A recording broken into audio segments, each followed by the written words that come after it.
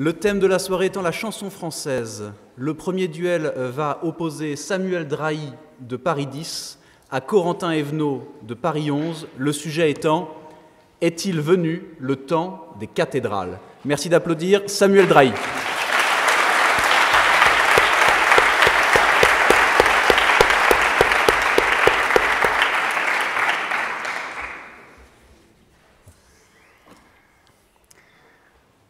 Pénétré par le Saint-Esprit, le prêtre écarte les bras. Les fidèles se pressent, la bouche ouverte, le long de l'énorme queue qui serpente dans la travée centrale. Autour de moi s'élèvent de grandes arches recourbées en élégantes voûtes, des murs froids et gris, monumentaux, tachetés de lumière chatoyante, soutiennent l'enchevêtrement complexe qui me surplombe. L'air est frais, les chants résonnent sous la coupole parée de 1000 dorures. Le clocher s'élève vers je ne sais quels cieux inaccessibles. Un lieu sacré, n'est-il pas l'endroit idéal pour les mauvaises pensées? Lieu de rencontre où se côtoient les jeunes filles, les jeunes garçons, une fois par semaine, tous et toutes élégamment vêtus, les rendez-vous nocturnes au pied du mur, les murmures entre les pierres, le frisson qui parcourt votre échine lorsque la douce Berthe vous souffle dans le cou en attendant l'hostie. Je ne sais pas pour vous, mais moi, je n'ai rien connu de tout ça. Je vais à l'église à Noël pour faire plaisir à mamie, et n'étant pas vraiment passionné par ce genre d'endroit, lorsque j'en visite un, c'est qu'il n'y a vraiment pas grand-chose à faire dans le coin. Une cathédrale est toutefois, je dois bien l'admettre, une œuvre complexe. Le génie de multiples maçons, le labeur de 1000 hommes ont été nécessaires à l'érection de ce temple centenaire. À la force des bras, à la sueur des bêtes qui, par dizaines, s'activaient devant l'édifice en construction. C'est dans la douleur et la ferveur que l'œuvre a été bâtie. Une pyramide moderne, démesurée pour l'époque, et encore aujourd'hui une aberration dans la skyline modeste de la ville de Reims. L'air à l'extérieur du lieu de culte est brûlant. Peut-être est-il glacial, en réalité je n'en sais rien. Pour une seule et bonne raison, c'est que quelle que soit la saison, rien ne bouge, rien ne change durant des siècles. Que l'orage gronde au dehors, que la guerre éclate aux portes de la demeure de Dieu, la Vierge sourit discrètement en regardant son fils cloué sur la croix. Une caricature de la folie humaine, une œuvre cathartique, mêlant les luttes de pouvoirs intestines de l'Église catholique à l'art et aux sciences de la construction, à en croire Ken Follett. C'est la condition humaine, transcendée par une ferveur dévorante, ruinant des empires dans l'édification d'un autel. Tout comme le Christ sur sa croix, sachez souffrir pour un futur désirable, aurait dit Benoît Hamon s'il avait été pape. Et là est bien l'idée que je défends. Elle est bien l'idée que je défends, car c'est peut-être même l'essentiel que l'on a perdu de vue. Accepter de sacrifier son bien-être présent pour une œuvre qui nous dépasse. Car la cathédrale n'est jamais construite pour soi-même, mais pour les générations futures. Aujourd'hui, plus que jamais, il est nécessaire de prendre conscience de notre insignifiance, afin de mieux nous dévouer à une tâche plus grande. Saint-Exupéry écrivait « Quiconque porte dans le cœur une cathédrale à bâtir est déjà vainqueur. » Qu'y a-t-il à vaincre, me direz-vous? L'homme lui-même, ma foi. Il faut batailler fermement, tous les jours, contre son égoïsme hédoniste, qui le pousse à profiter de l'autre, en dépit de toute règle morale. Savoir se situer du bon côté de la barrière, ô combien manichéenne, mais ô combien réelle. En tant qu'avocat, je pense que le sujet a éveillé cette flamme en vous, car vous êtes là pour défendre les plus faibles, nous garantir que la cathédrale que nous construisons, jour après jour, s'élève un peu plus de la fange putride dans laquelle l'homme se roule, poussé par ses bas instincts. ce que j'éveillais en vous tout à l'heure, ceux qui nous poussent à interpréter les phrases dans leur sens le moins avouable, mais d'autres aussi, moins évidents, de plus en plus acceptés, voire même encouragés par notre mode de vie. La société individualiste que nous avons créée au cours des dernières décennies, qui chancelle sur ses étroites chevilles, le colosse aux pieds d'argile, se craquelle. Économiquement, socialement, environnementalement, tout est à repenser. La cathédrale est attaquée de toutes parts. L'histoire tourne mal. Les avancées technologiques des temps modernes nous permettent de bâtir un building titanesque en moins d'une décennie. L'échelle de temps se réduit et nous rend incapables de bâtir quelque chose de plus grand que soi.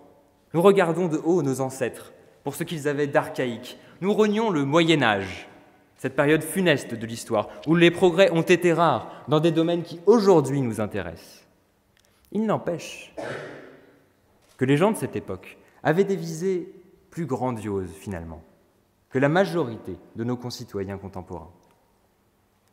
Ils allaient mourir sur des chantiers dont ils ne voyaient pas la fin et dont leurs enfants même ne verraient jamais le bout. Nous négligeons de plus en plus la foi, synonyme d'étroitesse d'esprit, selon les dires de certains, ou cible d'un prosélytisme immonde, servant des desseins meurtriers dans le pire des cas. Mais elle était à l'époque un moteur, un véritable moteur, pour ces personnes admirables qui se sont sacrifiées et qui ont bâti ce qui aujourd'hui est inscrit au patrimoine mondial de l'humanité, ce qui fait la fierté des villes, partout en France, à chacun son église, à chacun sa cathédrale, à la hauteur de ses moyens. Nous bénéficions donc aujourd'hui d'un confort de vie loin de celui de nos ancêtres. Et cela nous masque la réelle fragilité des fondations de notre œuvre commune, qui s'élève siècle après siècle. Je suis jeune, malgré la robe, naïf peut-être, mais vous savez que rien de ce que je dis n'est faux. La cathédrale que je vous décris est la société dans son ensemble. Alors est-il venu le temps des cathédrales ? Il faudrait plutôt reformuler la question. Est-il venu le temps d'abattre celle que l'on a mis des siècles à bâtir ? Il n'est pas compliqué de renier le passé, de brûler des temples, de détruire des palais, lorsque l'on est armé d'ignorance et de détermination. Le vrai combat est celui de conserver, je dirais même de protéger, ce qui fut, est et je l'espère sera encore pour des siècles et des siècles.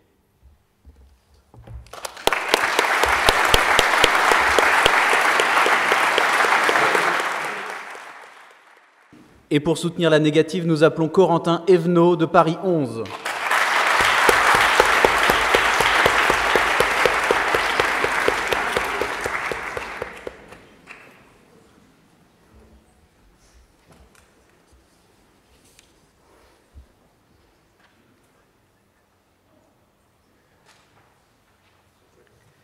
Vous savez, Monsieur le Président, Madame, Messieurs les jurés, la vie n'est pas facile tous les jours. Quel plus lourd fardeau que la vie, quelle plus lourde tâche que celle qui nous est assignée, quelle plus grande difficulté que faire de notre vie une pierre parmi tant d'autres, dans la construction de la cathédrale qu'est l'humanité. Et faire de sa vie une pierre, c'est le combat que Mathilde mène particulièrement chaque jour. Chez elle, le matin, pas besoin de réveil. Le brouhaha des cris des trois bambins, ses trois frères, ce bourdonnement légitime campant dès le matin, suffit à la faire sortir de ses rêves. Pendant les 2 heures suivantes, avant d'aller à l'école, elle y repense à ses rêves. Ces rêves au cours desquels elle vit simplement dans une petite maison, pas une villa ou un palace, une maison, un endroit dont elle n'est pas lassée et dont la principale qualité est le silence. Ce silence rêvé qui lui permet d'écrire, corps et âme, encore et encore, d'exprimer ses sentiments au travers de personnages, de mots et d'aventures. Mathilde n'écrit pourtant jamais, car elle souffre d'un handicap. Elle ne peut se concentrer que dans un silence total. Elle a ainsi vu en ses rêves un tel échappatoire, un tel îlot d'espoir, un tel paradis illusoire, qu'elle y a appris à être lucide. Vous savez, c'est cette capacité que vous développez à vous rendre compte que vous êtes dans un rêve, de sorte que votre imagination devient votre seule limite. Grâce à sa lucidité, dans ses rêves, elle aurait pu combattre Rodrigue le Cid, assassiner les soldats sassanides, séleucides, ou plus surréaliste, faire arriver un métro à l'heure à Saint-Placide. Mais non, ce qu'elle aime, elle, c'est la sensation d'évasion que lui procure l'écriture, et qu'elle ne peut pas connaître à cause du vacarme qui règne à son domicile. La première partie de la pierre qu'est sa vie, c'est ce combat entre ses rêves et la réalité. Chaque jour, elle attend impatiemment que la nuit vienne pour pouvoir enfin vivre vraiment.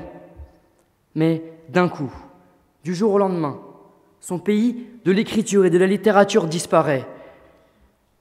Ce pays de cocagne, l'idéal pays des cagnes. Mathilde n'arrive plus à rêver. Alors que dans la réalité, Mathilde se sentait aliénée, elle avait trouvé en ses rêves lucides de véritables alliés nés. Mais cela aussi, on avait décidé de lui enlever. En réalité, malgré elle, en faisant face à cet obstacle de la vie, elle fait grandir encore sa pierre. Alors, après d'harassantes semaines à chercher le rêve, elle décide de prendre sa vie en main. À force de volonté, ce soir-là, elle parvient à rêver. Elle se retrouve dans la même maison que d'habitude et enfin écrit à nouveau. Mais cette fois, sa lucidité permet à sa main de reproduire le geste de son inconscient et d'écrire des centaines de pages. Nous sommes un an plus tard et Mathilde vit dans une petite maison qu'elle a achetée avec l'argent des millions d'exemplaires de son livre qui furent vendus. Lorsque Mathilde s'assoit sur sa chaise, dans sa nouvelle maison, dans le silence, mais surtout dans la réalité, elle voit la pierre qu'est sa vie s'assembler comme une nation à l'aube de la guerre, alors désormais pierre de la cathédrale qu'est l'humanité. Mathilde, par ses rêves, ses difficultés, ses combats, a fait de sa vie une pierre gigantesque, malgré le fardeau que cela représentait, et c'est à cela que nous devons tous aspirer. Même si vous pensez être mal armé, même si parfois la vie vous isola par des mots passants, pensez à cette salle et faites de votre vie la pierre d'un château brillant. Vous avez cité, cher contradicteur, Saint-Exupéry, et j'aimerais y revenir. Eh bien oui, cet auteur, ce petit prince, lu par beaucoup d'entre nous, avait raison. Mais il avait raison en ce que chacun d'entre nous doit voir sa vie comme une pierre qui peut permettre à tous de grandir ensemble et de faire en sorte que chacun d'entre nous puisse grandir et aider les générations suivantes à grandir, à s'élever de plus en plus haut en partant de plus en plus haut. Ainsi, non, le temps des cathédrales n'est pas venu. J'admets qu'il le sera peut-être quand l'humanité aura atteint son maximum, aura accompli son plein potentiel, ne sera plus capable de créer ou d'inventer quoi que ce soit, car toutes les pierres que sont les vies des hommes seront assemblées en une cathédrale. Mais ça n'arrivera jamais, si ce n'est à la veille de la fin de l'humanité, car l'on n'est jamais aussi haut que lorsque l'on est sur le point de s'effondrer. Si alors on décide de prendre la cathédrale en son sens religieux, comme le symbole qu'elle est de la religion, le temps des cathédrales n'est pas non plus venu. On l'a simplement jamais quitté. L'on a eu et l'on aura toujours besoin de répondre aux questions existentielles qui nous torturent l'esprit. Ainsi, aussi longtemps qu'il y aura sur cette terre des hommes et un besoin de réponse à des questions auxquelles la science est incapable de répondre, le temps des cathédrales perdurera. Ensuite, André Malraux disait que le XXIe siècle sera religieux ou ne sera pas. Eh bien, si notre temps est celui des cathédrales, ce n'est pas pour autant qu'il vient d'arriver. Oseriez-vous affirmer que le temps du IVe siècle, qui a connu l'écriture des édits de Dioclétien, de Thessalonique et de Milan, n'était pas celui de la religion? Que le temps du Moyen-Âge, avec ses croisades, ses guerres de religion et la construction de ses cathédrales, ne l'était pas non plus? Alors, certes, en ce sens, notre temps est un temps des cathédrales, mais il n'est pas venu, il ne fait que revenir. Le temps des cathédrales, comme le combat de Mathilde, a déjà eu lieu hier, et se répétera encore demain. Mais au-delà de cela, pour chacun, la notion de cathédrale peut évoquer quelque chose de douloureux. Comme le dit le proverbe, la cathédrale a ses sens que la cathédrale de Sens ne connaît pas, ignore.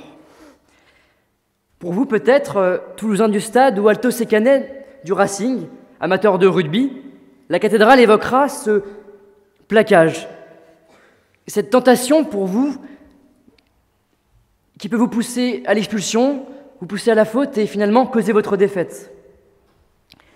Pour vous autres, peut-être, ce terme vous rappellera ces édifices qui ont la merveilleuse idée de faire sonner le clocher toutes les 15 minutes à partir de 6 heures du matin. Pour d'autres, enfin, et je crois, cher contradicteur, que c'est de cela que nous sommes, cela vous rappellera peut-être ces longues heures, seuls, passées à vous demander comment aborder un tel sujet alors que l'on juge toujours très risqué de parler de religion lorsque l'on ne sait pas à qui on s'adresse. Alors, non, définitivement et assurément, quelle que soit votre interprétation de la cathédrale, son temps n'est pas venu.